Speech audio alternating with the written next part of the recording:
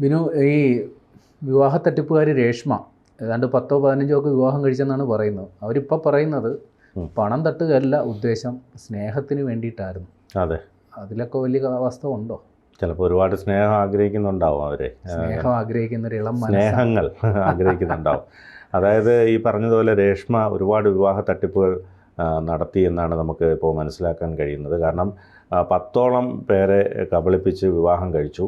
അതിൽ 3 പേർക്ക് വിവാഹം വാഗ്ദാനം നൽകിയിട്ടുണ്ട്. പക്ഷേ ഈ 10 പേരെ മെയിൻറ്റെയിൻ ചെയ്ത് കൊണ്ടുപോകുന്നുണ്ട് എന്നുള്ളതാണ് ഏറ്റവും പ്രധാനപ്പെട്ട ഒരു വസ്തുത. കാരണം ഓരോരുത്തരെയും വിവാഹം കഴിച്ച് ആദ്യം വിവാഹ പരസ്യം, പുരുഷന്മാർ കൊടുക്കുന്ന വിവാഹ പരസ്യം കണ്ട് അവരെ കോൺടാക്റ്റ് ചെയ്ത ശേഷം താൻ അനാഥയാണെന്നൊക്കെ പറഞ്ഞവരെ വിശ്വസിപ്പിച്ച് അവർ സ്വർണവും സ്വർണവും അതോടൊപ്പം വസ്ത്രങ്ങളും ഒക്കെ നൽകി വിവാഹം കഴിക്കുക, അമ്പലത്തിൽ വെച്ച് വിവാഹം കഴിക്കുകയാണ് പതിവ്. അതിനുശേഷം 10 ദിവസത്തിന് ശേഷം ബീഹാറിൽ ടീച്ചറാണ്, ഞാൻ മടങ്ങി പോവുകയാണെന്ന് പറഞ്ഞ് പോകും. എന്നിട്ട് മറ്റൊരു ഭർത്താവിൻ്റെ വീട്ടിലേക്ക് പോകും. അതിനുശേഷം അവിടെ നിന്ന് അവിടെ 10 ദിവസം താമസിച്ചിട്ട് വേറൊരു ഭർത്താവിൻ്റെ വീട്ടിലേക്ക് പോകും. ഇവരെല്ലാം കൃത്യമായി വിളിക്കും. ഒരു ദിവസം അതിനായിട്ട് പ്രത്യേക ഷെഡ്യൂളിംഗ് ഒക്കെ ഉണ്ട്. 6 മണിക്ക് ഇന്ന ഭർത്താവ് സുരേഷ്, 7 മണിക്ക് രാജേഷ്, അങ്ങനെ ഓരോരുത്തരെയും വിളിക്കാനൊക്കെ പ്രത്യേക ടൈം ഷെഡ്യൂളൊക്കെ. ഇപ്പോൾ ഈ വഞ്ചിക്കപ്പെട്ട ഭർത്താക്കന്മാർക്ക് വേണമെങ്കിൽ ഒരു വാട്സപ്പ് ഗ്രൂപ്പൊക്കെ തുടങ്ങാം. അതെ അതെ അതെ അതെ, അത് ശരിയാ. അവർക്ക് എല്ലാവർക്കും കൂടെ ചേർന്നിട്ട്, അതുമാത്രമല്ല 3 പേര് പുതുതായിട്ട് വിവാഹ വാഗ്ദാനം നൽകി അവരെ വേണമെങ്കിൽ ആക്കുകയും ചെയ്യാം. അപ്പം അങ്ങനെ ഒരു ഇതായിട്ടിരിക്കുകയാണ്. അപ്പം ഇതിൻ്റെ ഏറ്റവും വലിയ പ്രധാനപ്പെട്ട ഒരു വസ്തുത എന്ന് പറയുന്നത് ഇവർ എല്ലാം ഇത് മെയിൻറ്റെയിൻ ചെയ്ത് കൊണ്ടുപോവുകയായിരുന്നു. അതിൻ്റെ ഇടയിലാണ് എനിക്ക് തോന്നുന്നു ഈ സ്വർണവും പണവും ഒക്കെ അപഹരിക്കാനുള്ളൊരു ശ്രമവും ഒപ്പം സ്നേഹത്തിന് വേണ്ടി. അത് 2014 ആദ്യം വിവാഹം കഴിക്കുന്നത്. 30 വയസ്സ് ഇൻവെർട്ടഡ് കോമയുടെ സ്നേഹമാണ്. 30 വയസ്സേ ഉള്ളൂ. 30 വയസ്സിനിടയിലാണ് ഈ 10 വിവാഹം കഴിച്ചത്. അപ്പോൾ ആദ്യ വിവാഹം 2014 2014 വിവാഹം കഴിച്ച ശേഷം 3 വർഷക്കാലം ഈ ആദ്യ ഭർത്താവിനൊപ്പം നിന്ന് അതിലൊരു കുഞ്ഞുണ്ട്, അത് കൊല്ലം സ്വദേശിയാണ്. അതിനുശേഷം പിന്നീടുള്ളതിലൊന്നും കുഞ്ഞുങ്ങളൊന്നുമില്ല. അതൊക്കെ കൃത്യമായി അവൾ ശ്രദ്ധിക്കുമായിരുന്നു. അപ്പോൾ അങ്ങനെയുള്ള കാര്യങ്ങളിലെല്ലാം, കാരണം ഒരു കുഞ്ഞ് ഉണ്ടായിക്കഴിഞ്ഞാൽ വീണ്ടും 1 വർഷം പോവുകയും 1 വർഷത്തോളം ഒരു കരിയർ ബ്രേക്ക് ഉണ്ടാവും. 1 വർഷം കരിയർ ബ്രേക്ക് വന്നു. അപ്പോൾ അങ്ങനെയാണ് അവസാനം ഇപ്പോൾ പിടിയിലായതൊരു വാർഡംഗവുമായിട്ടുള്ളൊരു വിവാഹം ഉറപ്പിച്ചു വെച്ചിട്ട് അന്ന് രാവിലെ വിവാഹ ദിവസം കുളിക്കാനായി കുളിമുറിയിൽ കയറിയിട്ട് കുളിച്ചില്ല. അപ്പോൾ അവിടുത്തെ ഈ വാർഡംഗത്തിൻ്റെ സുഹൃത്തിൻ്റെ വീട്ടിലായിരുന്നു. അപ്പോൾ അവരുടെ ഭാര്യയ്ക്ക് സംശയം തോന്നി, കുളിമുറിയിൽ പരിശോധിച്ചപ്പോൾ കുളിച്ചതായിട്ട് കാണുന്നില്ല. അങ്ങനെ ഇവർ ബ്യൂട്ടി പാർലറിലേക്ക് പോവുകയായിരുന്നു. ബ്യൂട്ടി പാർലറിന് പുറത്തിരുന്ന ബാഗ് പരിശോധിച്ചതിൽ നിന്നാണ് വിവാഹത്തിൻ്റെ രേഖകൾ പിടികൂടി ഇവർ പിടിയിലാകുന്നത്. പിടിയിലായ ശേഷം അവർ പോലീസിനോട് പറഞ്ഞത് തനിക്ക് തന്നെ പുറത്തു വിട്ടാൽ വീണ്ടും വിവാഹം കഴിക്കുമെന്നാണ് പറഞ്ഞിരിക്കുന്നത്. അതുകൊണ്ട് ഇപ്പോൾ അട്ടക്കുളങ്ങര ജയിലിലാണുള്ളത്. ഇനി പുറത്ത് വിടുവോ എന്നുള്ളതൊക്കെ ഇനിയിപ്പോൾ അതിൻ്റെ നിയമവശങ്ങൾ പരിശോധിച്ച ശേഷം മനസ്സിലാവും. പക്ഷേ ഒരാൾ പോലും ഇതുവരെ തട്ടിപ്പിന് പരാതി നൽകിയിട്ടില്ല എന്നുള്ളതാണ് യാഥാർത്ഥ്യം. കാരണം പുറത്ത് ഇത്തരത്തിൽ ഈ കബളിപ്പിക്കൽ പറ്റിയത് പുറത്ത് പറയാൻ ആരും തയ്യാറാവത്തില്ല. അതുകൊണ്ടാണെന്ന് തോന്നുന്നത് പുറത്ത് വിടാത്തത്, മാനഹാനി ഭയന്നു. അപ്പോൾ അങ്ങനെ ഒരു ഇതിലാണ് ഇരിക്കുന്നത്.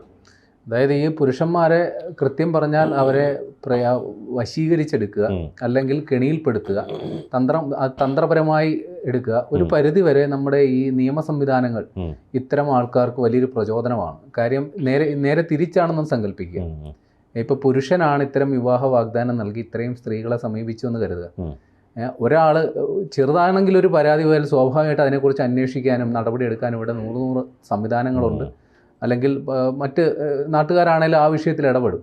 കാര്യം ഒരു പെണ്ണിൻ്റെ വിഷയമാണല്ലോ. പക്ഷെ നേരെ തിരിച്ചാണ്. ആരും ചിന്തിക്കുക പോലുമില്ല. ഇങ്ങനെ ഒരു പഠിച്ച കള്ളി എന്ന് തന്നെ പറയാം. ഇങ്ങനെ ഒരു വലിയൊരു പദ്ധതിയൊക്കെ ആസൂത്രണം ചെയ്ത് ഇത്രയും പേരെ, കുറഞ്ഞ പക്ഷം താലിമാലയെങ്കിലും, ഒരു പെൺകുട്ടിയെ കല്യാണം കഴിക്കുമ്പോൾ കുറഞ്ഞ പക്ഷം താലിമാലയെങ്കിലും അണിയിക്കുമല്ലോ. അപ്പോൾ അത് ലക്ഷ്യം വെച്ചുകൊണ്ട് കൃത്യമായി നടത്തിയ ഒരു വലിയൊരു പദ്ധതിയാണിത്. ഈ 10 വിവാഹം കഴിച്ചിട്ടുണ്ടെങ്കിൽ കുറഞ്ഞ പക്ഷം 10 താലി, ചിലപ്പോൾ ചിലതിന് താലിമാലയും ഉണ്ടാകാം, 10 താലിമാലയും ഉണ്ടാകാം. ഒരു പവൻ വെച്ച് കൂട്ടിയാൽ എത്ര പവൻ സ്വർണം ഉണ്ടാവും? അതെ, ഇഷ്ടംപോലെ സ്വർണവും താലിമാലയും ഉണ്ടാക്കാം. അത് എന്തായാലും ധരിക്കുകയാണല്ലോ, സ്വാഭാവികമായിട്ട് സംശയം വരത്തില്ല. അത് ഒരെണ്ണം എടുത്ത് വിറ്റാലും വേറൊരാൾ കൊടുത്തതും കാണും. അപ്പോൾ അതെല്ലാം കൂടി ഇങ്ങനെ താലി മാത്രം വെച്ചിരുന്നാൽ മതിയല്ലോ. അപ്പോൾ ഒരു മാല മാത്രം മതിയാവും. താലി മാത്രം എല്ലാം വെച്ചിരുന്നാൽ അത് മാറി മാറി ഓരോ വീട്ടിൽ ചെല്ലുമ്പോൾ ധരിക്കാൻ പറ്റും. അപ്പോൾ അവർക്ക് സംശയം തോന്നില്ല. ബാക്കിയുള്ള ഈ പറഞ്ഞ ഒരിടത്തുനിന്ന് 1 പവനാണെങ്കിൽ പോലും ബാക്കി 9 പവനും അവർക്ക് വിൽക്കാം, അറിയില്ല. അപ്പോൾ അങ്ങനെ ഒരു ലക്ഷറി ലൈഫ് പോലും മുന്നോട്ട് കൊണ്ടുപോകാൻ കഴിയും.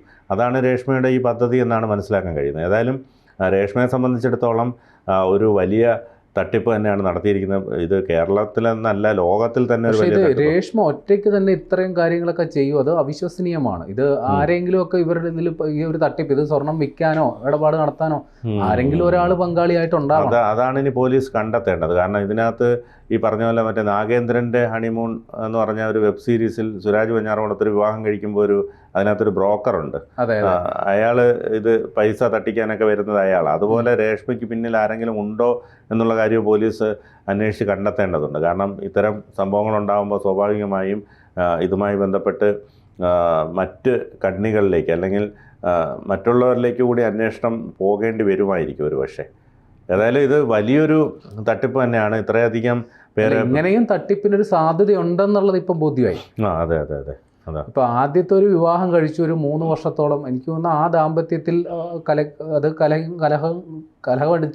അടിച്ച് പിരിഞ്ഞതിന് ശേഷം പിന്നെ രേഷ്മ വരുന്നിടത്ത് വെച്ച് വരട്ടെ എന്നുള്ളൊരു മൈൻഡിൽ ഇറങ്ങി തിരിച്ചതായിരിക്കണം ഈ ഒരു പരിപാടികൾ. അതെ അതെ അതെ, അതിനുള്ള സാധ്യതയാണ് കാണുന്നത്. ഏതായാലും ഈ ഒരു ഇതിൽ വിജയിച്ചപ്പോഴേക്കും പിന്നെയും കൂടുതൽ വിവാഹങ്ങളിലേക്ക് പോകാൻ അവരെ പ്രേരിപ്പിച്ചിട്ടുണ്ടാവണം. കാരണം സാമ്പത്തികമായിട്ടുള്ള ഇതും പിന്നെ ഒരുപക്ഷെ ലൈംഗിക സുഖവും ഒക്കെ ഇതുവഴി അവർക്ക് അതുമൊക്കെ അവർ ലക്ഷ്യം പ്രതീക്ഷിക്കുന്നു. ഒരു മാനസികാവസ്ഥയുള്ളവർക്ക് മാത്രമേ ഇപ്പോൾ മാറി ഒരു വിവാഹം മുടങ്ങി അങ്ങനെ തൊട്ടടുത്ത ദിവസം അടുത്ത വിവാഹം കഴിക്കാനൊക്കെ ഒരു മാനസികാവസ്ഥ ഉണ്ടാകണം. അത് ഒരാളെയും കൊണ്ടുപോയപ്പം അമ്പലത്തിൽ കയറി വിവാഹം കഴിക്കാന്ന് പറഞ്ഞപ്പോൾ അമ്പലം അടച്ചിട്ടിരുന്നാൽ ആ വിവാഹം മുടങ്ങി. അത് പിന്നീട് വിവാഹം കഴിക്കാന്ന് പറഞ്ഞിട്ട് അതിൻ്റെ പിറ്റേ ദിവസം തന്നെ മറ്റൊരാളെ വിവാഹം കഴിക്കുക. അങ്ങനെയുള്ളൊരു മാനസികാവസ്ഥ, ഒരു സൈക്കോ പോലുള്ള ഒരു മാനസികാവസ്ഥയായിരിക്കും അവരെ ഇതിൽ മുന്നോട്ട് നയിക്കുന്നത്. പണം മാത്രമായിരിക്കില്ല അവരുടെ ഉദ്ദേശം. അതായിരിക്കണം. അപ്പോൾ അത് ഏതായാലും ഇതൊരു വലിയ വിവാഹ തട്ടിപ്പ് തന്നെയാണ് നടന്നിരിക്കുന്നത്. പണ്ട് കുറച്ച് നാൾ മുമ്പ് ഒരു 2014 ഒരു കാണക്കാരി സ്വദേശി കോട്ടയം, അവരിത്തരത്തിൽ 5 വിവാഹങ്ങൾ 5ഓ 4ഓ വിവാഹം കൊണ്ട് കഴിച്ച് അവർ പിടിയിലായിരുന്നു. പക്ഷേ അതൊന്നും ഇത്രയും വലിയ തട്ടിപ്പുകളല്ല. ഓരോ വിവാഹം കഴിഞ്ഞ് ബന്ധം വേർപെടുത്തിയ ശേഷമായിരുന്നു അടുത്ത വിവാഹം കഴിച്ചത്. അങ്ങനെ പറ്റിച്ചതാണ്.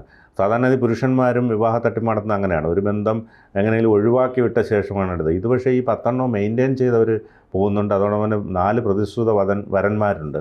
അവരെയും ഇവർ കൃത്യമായി ഫോളോ എന്നുള്ളതാണ് ഏറ്റവും വലിയൊരു പ്രത്യേകത. അതുമാത്രമല്ല ഇവരാരും ഇതൊന്നും അറിഞ്ഞിട്ടില്ല എന്നുള്ളതാണ് ഏറ്റവും ഞെട്ടിക്കുന്ന വസ്തുത. ഇപ്പോൾ ഈ അറിഞ്ഞപ്പോൾ ഇവരെല്ലാം കൂടെ ഒരുമിച്ച് ഞെട്ടിയിട്ടുണ്ടാവും എന്നുള്ളതാണ് ഏറ്റവും വലിയൊരു പ്രത്യേകത. പലരും ഇപ്പോൾ ഈ നമ്മൾ ഒരു 10-15 പേരുടെ എണ്ണം പറയുന്നുണ്ടെങ്കിലും ഒരു പക്ഷേ അതിൽ കൂടുതൽ ആൾക്കാരുണ്ടാവും.